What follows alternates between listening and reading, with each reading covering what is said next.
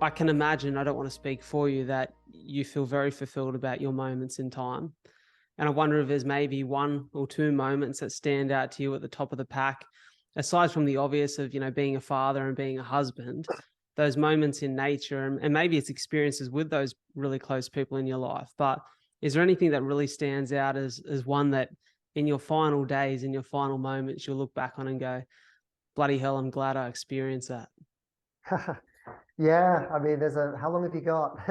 I'm very lucky. I'm very lucky that I do a job which is my day job is basically a lot of people's bucket list. And so I'm lucky enough to sit out there in a safari jeep, and sometimes get a bit bored with waiting for the line to do something. And, I'm losing connection with that gratitude. And then all of a sudden, the safari jeep will pull up beside you with a family who have spent their life savings to come on this 1 week safari, and they are so buzzed and so excited about every second of that safari. And you realize that will be the one time they do it in their life. And you talk to them for a few minutes, and all of a sudden you're just covered in goosebumps because you're like, wow, okay, just pay attention. Your job is incredible. But let me think. There's a few. There's one moment that was quite surreal for me, which was a quite alien experience. It's when we go scuba diving underneath the Antarctic ice cap. It's the frozen Antarctic sea ice, and we drill a manhole through the ice. It's about 2 meters deep, the ice, and you drop down through that hole. And the water, because not much light gets down there, is so free of organic life that it is crystal clear. And the visibility is immense. You can see over 200 meters.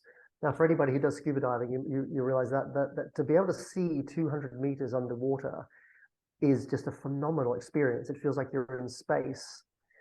And I remember dropping down, and we could see the slope of the slope of Antarctica disappearing down into the inky blackness, but down to 200 meters depth.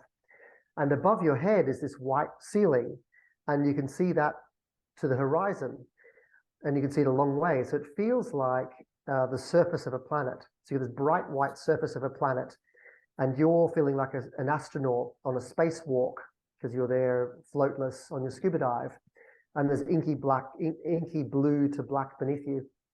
And I remember looking at these little specks in the water that I thought were little bits of dust or debris around my fingertips. So I was holding my fingertips up, thinking, oh, are they around about a meter away? And then I realized that they were far below me, and there were specks that were getting bigger and bigger. And there were emperor penguins coming up from the depths. And these emperor penguins had been diving down to 500 meters depth, which is incredible for a bird to think that they go down for 20 minutes to half a kilometer's depth in pitch blackness to go fishing. To think that's a bird doing that, and this bird coming up. And the emperor penguin is the world's biggest penguin. They're 40 kilograms. They're big, like a big meter-long, beautiful torpedo barrel. And they came up from the depths. And as they got closer to us, obviously they're getting bigger and bigger, and things underwater appear bigger anyway. So they look like these immense torpedoes, spaceships. And I realized these penguins had never seen humans before. And they were so curious, they started eyeballing us and then orbiting around us. There was dozens and dozens and dozens of these big, beautiful black and white spaceships with a lovely little yellow-orange eye marking. And they're just gliding around us. And you felt like you were in a snow dome, those little snow domes that you shake, yeah, and all the snowflakes spin around you.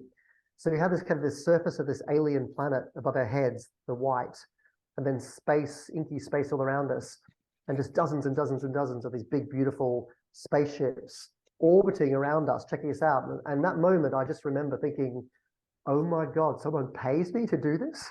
Yeah. It was just a real pinch yourself moment. Like, of course, you can't pinch yourself through a wetsuit, but a dry suit. But yeah, that moment will really stick with me as a real otherworldly experience.